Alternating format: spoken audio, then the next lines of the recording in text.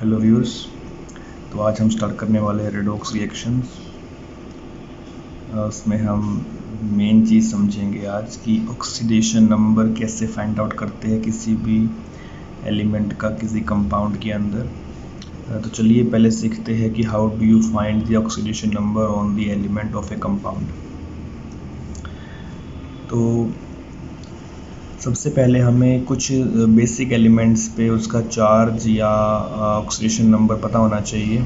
जैसे अगर मेरे पास एल्कलाई मेटल्स प्रेजेंट है तो उन पे स्टेट या नंबर होता है +1 का। अगर मेरे पास एल्कलाइन अर्थ मेटल्स प्रेजेंट है तो उस पे होता है +2 का। साथ ही साथ अगर मेरे पास जिंक प्रेजेंट है तो उस पर भी +2 का होगा।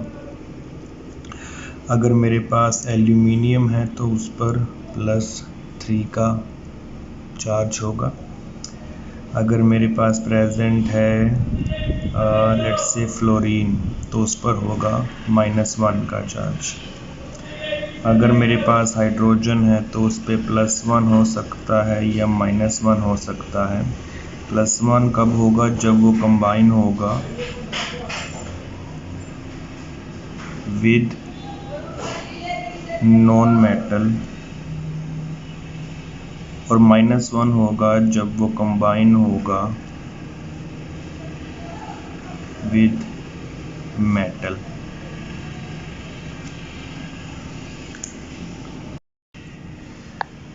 तो चलिए निकालते हैं अब कुछ एलिमेंट्स पे ऑक्सीडेशन नंबर इसी बेसिक चीज़ को समझते हुए। ओके, एग्जांपल लेते हैं। सबसे पहले एग्जांपल लेते हैं वाटर का, H2O। तो जिसको मैं अंडरलाइन कर रहा हूँ उस पर हमें ऑक्सीडेशन नंबर निकालना है, तो इस बार हमें O पे निकालना है। तो जिस पे निकालना है उसको X मान लेते हैं। तो O पे हमने इसकी स्टेट X मान ली है।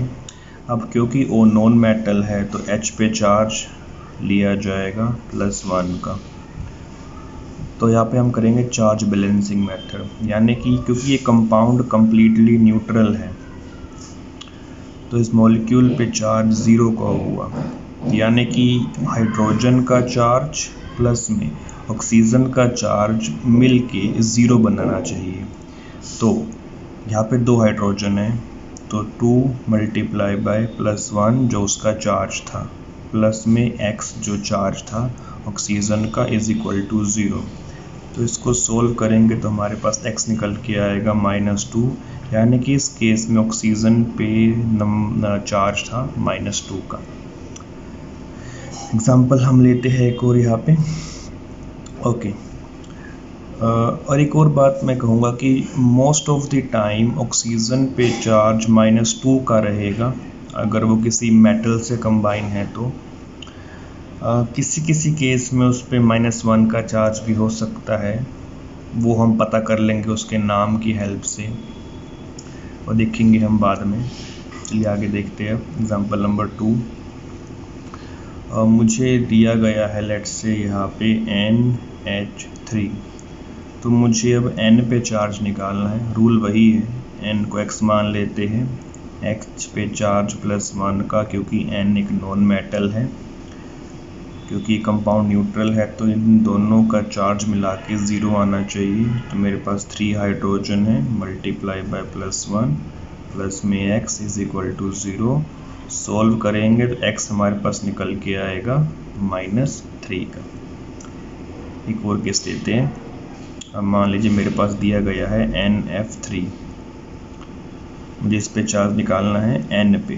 तो वही N को X मान लेते। F पे हम चार्ज देख चुके थे, -1 का होगा हमेशा, क्योंकि ये काफ़ी नॉन मेटेलिक है और मोस्ट इलेक्ट्रोनेगेटिव एलिमेंट होने के कारण ये कभी भी इलेक्ट्रॉन को लूज़ नहीं करता, हमेशा गेन करता है। तो इसलिए चार्ज इस पर नेगेटिव का आया।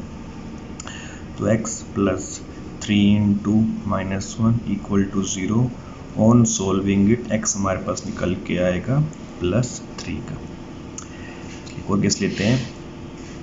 हमारे पास दिया गया है, मान लीजिए H2O2, हमें O पे चार्ज निकालना है। तो वही O को X मान लेते हैं। H पे तो +1 ही रहेगा क्योंकि ये कंबाइन है एक नॉन मेटल के साथ।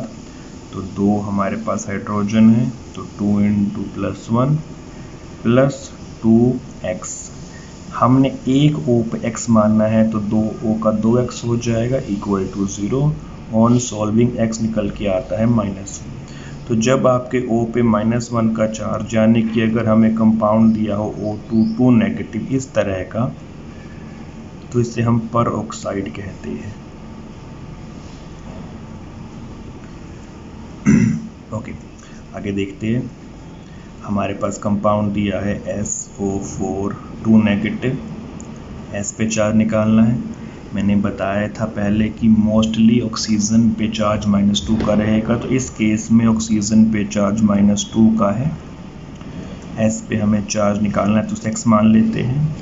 हमारे पास एक सल्फर है तो x + 4 × -2 = अब ध्यान देंगे इस पूरे मॉलिक्यूल पे -2 का चार्ज है, यानी कि इन दोनों के चार्जेस का सम निकल के -2 आएगा, तो =-2 हो जाएगा यहाँ पे। जब इसको हम सोल्व करेंगे तो सोल्व करने के बाद x हमारे पास निकल के आएगा +6 का। तो इस केस में सल्फर पे जो स्टेट आई है, जो चार्ज आया है, वो +6 का आया है। चलिए 1-2 केस और लेते हैं हम। अब मान लीजिए मेरे पास दिया है यहाँ पे MnO4 नेगेटिव, तो हमें Mn पे चार्ज निकालना है। तो वही काम करेंगे, Mn को x मान लेते हैं हम। तो Mn हो गया x, O पे होता है -2 का चार्ज, तो x + 4 × -2 = -1, क्योंकि इस पूरे मॉलिक्यूल पे चार्ज -1 का है, तो x यहाँ पे निकल के +7 आता है। एग्जाम्पल एक और ले सकते हैं हम यहाँ पे, Cr2O7 2 नेगेटिव। तो वही काम करेंगे, Cr x मान लेते हैं। O पे चार्ज -2 का होता है, तो ये बना यहाँ पे 2x + 7 × -2 = -2, क्योंकि पूरे मॉलिक्यूल पे चार्ज -2 का है। तो x निकल के यहाँ पर कितना आ जाएगा +6। एक और केस ले लेते हैं हम लास्ट, उसके बाद हम बैलेंसिंग समझेंगे कैसे करनी है हमें इसकी, और ये भी समझेंगे कि ऑक्सीडेशन रिडक्शन क्या होगा इस ऑक्सीडेशन नंबर की सेंस में। ओके, तो हमारे पास है, मान लीजिए केस यहाँ पे NH4 पॉजिटिव, तो हमें N पे चार्ज निकालना है। तो क्या करेंगे, N को x मान लेते हैं, H को +1 कह देते हैं, तो x + 4 × +1 = +1, क्योंकि इस पूरे मॉलिक्यूल पे चार्ज क्या है, +1 का है। तो x निकल के कितना आ जाएगा यहाँ पे -3 का। तो ऐसे हम निकाल पाएंगे किसी भी एलिमेंट पे ऑक्सीडेशन स्टेट। कुछ और भी होती है oxidation states for complex compounds, उसके बारे में भी हम ज़रा सीख लेते हैं। अब जैसे मान लीजिए मुझे कंपाउंड दिया गया है CH3COOH, एसिटिक एसिड है, और इसमें मेरे पास 2 कार्बन है। तो अगर मुझे कार्बन पे ही स्टेट निकालने को कहा जाए, तो वो जो स्टेट निकलेगी वो एवरेज ऑक्सीडेशन नंबर होगा या ऑक्सीडेशन स्टेट होगी, दोनों कार्बन निकल के जो आएगी। तो अगर मैं इस फॉर्मूले को कंडेंस कर देता हूँ तो ये बनता है C2H4O2। अब इस कंडेंस फॉर्मूले से अगर मैं कार्बन पे स्टेट निकालूँ तो वो क्या निकल के आती है, तो कार्बन तो हो गया x, H हो गया +1, O हो गया -2, तो ये बन जाता है मेरे पास 2x + 4 × +1 + 2 × -2 = 0। तो ये बन जाएगा 2x + 4 -4 = 0। इसका मतलब x पे चार्ज आ गया +0। अब ध्यान रखिए जो 0 आया है ये एवरेज ऑक्सीडेशन नंबर है, जो दोनों कार्बन का निकल के आया। बट अगर हमें किसी एक इंडिविजुअल कार्बन पे निकालना हो तो उसके लिए अब क्या रूल हमारे पास है? ओके, तो रूल हमें रूल देखना है इलेक्ट्रोनेगेटिविटी के बेस पे। जैसे CH3COOH में अगर मैं दोनों कार्बन की इलेक्ट्रोनेगेटिविटीज़ को देखूं तो ये जो कार्बन है ये sp2 हाइब्रिडाइज्ड है और जो ये कार्बन है ये sp3 हाइब्रिडाइज्ड है। और हम चैप्टर केमिकल बॉन्डिंग में देख चुके हैं कि sp2 कार्बन की इलेक्ट्रोनेगेटिविटी sp3 कार्बन की इलेक्ट्रोनेगेटिविटी से ज़्यादा होती है। तो इलेक्ट्रोनेगेटिविटी ज़्यादा है, इलेक्ट्रॉन अपनी तरफ पुल करेगा ये, तो यानी कि ये सिस्टम इलेक्ट्रॉन अपनी तरफ पुल कर रहा है। इस तरह अब पुल कर रहा है तो इस पे चार्ज नेगेटिव आना चाहिए, यहाँ पे चार्ज पॉजिटिव आना चाहिए। तो हम कहते क्या है कि इस पूरे सिस्टम के लिए हम इसको -1 चार्ज मान लेते हैं इसके रेफरेंस के अकॉर्डिंग। तो जब ये सेंट्रल होगा तो ये सिस्टम इस पे -1 चार्ज अलॉट करेगा, और जब ये रेफरेंस होगा तो ये सिस्टम +1 चार्ज अलॉट करेगा जब ये रेफरेंस होगा। चलिए देखते हैं। तो मैं फिर से ले रहा हूँ वही CH3COOH, ये C1 है, ये C2 है। तो अभी मैं C1 पे चार्ज निकाल रहा हूँ, तो C1 को X मान लेते हैं, H पे तो +1 चार्ज होता ही है, और ध्यान रखें COH को हमने -1 माना है यहाँ पे। तो X + 3 × +1 -1 = 0। तो X मेरे पास निकल के आता है -2। उसी तरह अब अगर मैं C2 को X मानता हूँ, वो तो -2 होता ही है, H होता है +1, और जो CH3 है वो भी +1 कंट्रीब्यूट कर रहा है इसमें। तो X + 2 ऑक्सीजन है तो 2 × -2, एक हाइड्रोजन है +1 और एक CH3 है +1। तो ये निकल के आता है मेरे पास X - 4 + 2 = 0, यानी कि X = +2। तो C2 कार्बन पे +2 का चार्ज है और C1 कार्बन पे -2 का चार्ज है, और हमने देखा कि जो एवरेज चार्ज था वो 0 था। एवरेज का मतलब है यहाँ पे C1 + C2/2, यानी कि +2 - 2/2 यानी कि 0। तो यहाँ से ये बात प्रूफ्ड है कि ये जो हम चार्ज निकाल रहे हैं यहाँ पे बाय दिस मेथड, ये एवरेज चार्ज है। अगर हम इंडिविजुअली निकालते हैं तो वो अलग अलग आता है। इसी तरह हम एग्जांपल एक और ले सकते हैं यहाँ पे समझने के लिए। तो मेरे पास है CH3CH2OH। ओके, अब इस केस में दोनों ही sp3 हाइब्रिडाइज्ड है, लेकिन ये कार्बन अटैच्ड है ऑक्सीजन के साथ। अब ऑक्सीजन इलेक्ट्रॉन पुल करेगा इस कार्बन से, तो ये कार्बन इससे पुल करेगा इस सिस्टम से। तो बाय दिस एनालॉजी ये सिस्टम जो है -1 बन जाता है इसके रेफरेंस के अकॉर्डिंग, और फिर ये सिस्टम इसके रेफरेंस के अकॉर्डिंग +1 बन जाएगा।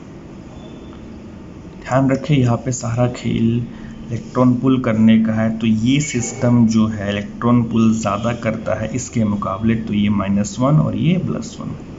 तो वही मैं अगर मैं इसको देखता हूँ अच्छे तरीके से करके, तो मैं इसको C1 और इसको C2 कह देता हूँ। तो C1 पे हम चार्ज निकालते हैं तो उसको X मान लेते हैं, H को हम +1 कह देते हैं, और CH2OH को हमने -1 तो कहा ही है। तो X + 3 × +1 -1 = 0। X निकल के आता है हमारे पास -2। अगर मैं C2 की बात करता हूँ तो C2 को X कह देते हैं, H तो +1 होगा ही, O -2 होगा, और यहाँ पे CH3 कैसा है +1 है। तो X + 2 हाइड्रोजन है यहाँ पे देख पा रहे हैं हम, तो 2 × +1 हमारे पास 3 हाइड्रोजन थे तो 3 आ गया, एक हमारे पास ऑक्सीजन भी है और एक हमारे पास CH3 है। तो ये बनेगा मेरे पास x + 4 - 2 = 0 एंड ये बना मेरे पास x = -2 फिर से।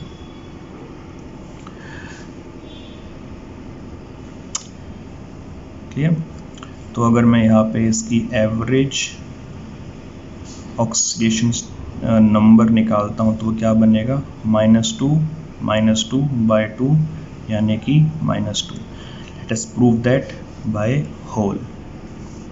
ओके, तो अगर मैं इसी चीज़ को कंडेंस करके लिखता हूँ तो क्या बनती है, C2H6O।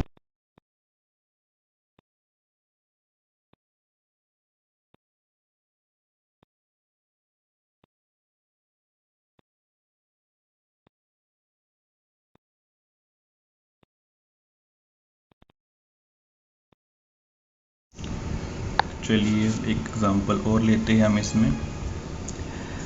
एक बात निकल के यहाँ पे सामने ये आ रही है कि हमें अगर इंडिविजुअली स्टेट निकालनी है हर एलिमेंट के ऊपर तो हमें उसका स्ट्रक्चर पता होना चाहिए। जैसे कि एक केस मैं यहाँ पे लेना चाहूँगा, तो मेरे पास दिया है Na2S2O3, it is called sodium thiosulphate. इसका नाम है ये सोडियम थायोसल्फेट। तो अगर मैं इसमें S पे स्टेट निकालता हूँ तो क्या निकल के आती है, तो S को मैंने X मान लिया, L ने क्योंकि एल्कलाई मेटल है तो +1 का चार्ज होगा, ऑक्सीजन पे -2, तो 2 सल्फ़र है तो 2x, 2 सोडियम है तो 2 × +1, 3 ऑक्सीजन है तो 3 × -2 = 0। 0 = इसलिए आता है क्योंकि ये पूरा मॉलिक्यूल अपने आप में एक न्यूट्रल है। तो अगर मैं इसको सोल्व करता हूँ तो ये निकल के आता है 2x + 2 - 6 = 0, x = +2। तो x मेरे पास +2 निकल के आया यहाँ पे। अब ध्यान रखें कि ये जो स्टेट S सल्फ़र की निकल के आई है यहाँ पे, ये एवरेज ऑक्सीडेशन नंबर या ऑक्सीडेशन स्टेट है। एवरेज कैसे निकलती है हम देख चुके हैं यहाँ पे, इसको हम ज़रा कन्फर्म करते हैं। अब तो स्ट्रक्चर क्या है इस कंपाउंड का, थायोसल्फेट। सल्फेट का हम जानते हैं स्ट्रक्चर इस तरह का होता है, इसमें ये हो गया, एक सल्फर रिप्लेस्ड करेगा ऑक्सीजन को, तो ये है इसका स्ट्रक्चर। अब ध्यान देते हैं हम इस पे कैसे निकालेंगे। अब इस केस में इस सल्फर का कंट्रीब्यूशन इसके लिए 0 का हो जाएगा और इस सल्फर का इसके लिए भी 0 का हो जाएगा। क्लियर, बाकी बच गए हमारे पास। अब तो इस ऑक्सीजन का -2 का रहेगा, इस ऑक्सीजन का -2 का, Na का +1 का, ऑक्सीजन का -2 का, Na का +1 का, और इस सल्फर का इस सल्फर के लिए 0 कंट्रीब्यूशन रहेगा। ओके, तो हम सल्फर 1 और सल्फर 2 बोल देते। सल्फर 1 पे निकालते हैं तो ऑक्सीजन कंबाइन है इससे, तो क्या रहेगा वो, इसको x मान लेते हैं, ठीक, -2 +1 +1, तो x निकल के हमारे पास आता है यहाँ पे = 0। x में कितना निकल के आएगा यहाँ पे, +4 का। इस पे देख लेते हैं कि इस सल्फर से कनेक्शन है सिर्फ, तो इस पे तो वैसे 0 चार्ज आ गया। एवरेज निकालते हैं इसका हम, एवरेज सल्फर की स्टेट, तो 4 + 0/2 that comes out to be 2। तो यहाँ से ये प्रूव होता है हमारे पास कि ये जो स्टेट निकल के आ रही है ये हमारे पास एवरेज ऑक्सीडेशन नंबर है। तो ये था हमारे पास to find the oxidation number of element in a compound. We will in the next lecture we will discuss about the oxidation and reduction on the basis of change in oxidation number, and also we'll also try to balance the equations तब तक के लिए be safe, stay healthy, thank you for viewing.